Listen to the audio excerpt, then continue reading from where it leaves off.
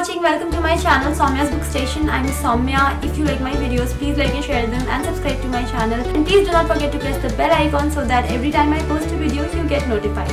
In today's video, I'm going to review a book which was sent to me by the author, and that book is Trust Me Not by Ankita Verma Datta. So let's get started. Trust Me Not is a socio-political thriller. Riva Rai is a rising corporate star and she works in an advertising agency. The head of her advertising agency decides to expand their business in public relations as well. So they form a subdivision for public relations where Riva is transferred. And there she gets to work with this enigmatic billionaire named Kunal Kavi, whom she finds irresistibly attractive. So they have this spark going on between them. Now a PR agency is supposed to enhance the image of their clients, and Riva's PR agency gets a very high profile client, which is none other than a political party just before the elections. So this story takes place in the twisted and high profile setup of political and corporate world, with a lot of schemes unfolding, a lot of powerful people pulling some strings and some scams taking place. Amidst all this, there is a volatile love story that you get to read about.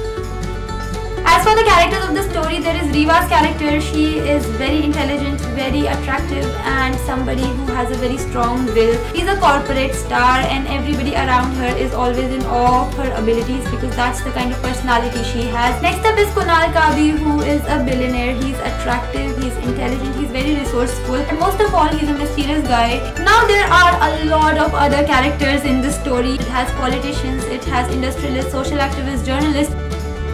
Now talking about my reading experience, when I started reading this story, it started on a very normal and a very routine note, with Riva being in her office, getting pissed off because of her client. Then she's interacting with her mother. After a certain point, the story started getting complicated. The most common thing that happens with the reader while reading a thriller is that he or she starts forming speculations. This happens automatically, you don't even try. I did not get the time to do that in this story, even though I do that in every single thriller. In this book, that could not happen because so many things were happening in this story. When I wrapped my head around one particular incident that took place, another thing came to the forefront out of the blue, and this happened on every page after a certain time in the book. This book was a page turner where I wanted to know what was going to happen on the next page, so I was very happily turning the pages at my own pace. But after a certain point, I became plain impatient as a reader because there were too many questions that needed to be answered. There are political complications, there is a real estate scam, there is this love story. As a reader, I wasn't able to remember each and every aspect of the story because of so many things that were happening and so many characters in the story that were introduced every now and then, and those things really kept me engaged and they did not let me get bored. As for the characters of the story, I felt personally that each and every character in the story except Riva's character was complicated. Riva's character is a strong character where she is a strong-willed woman,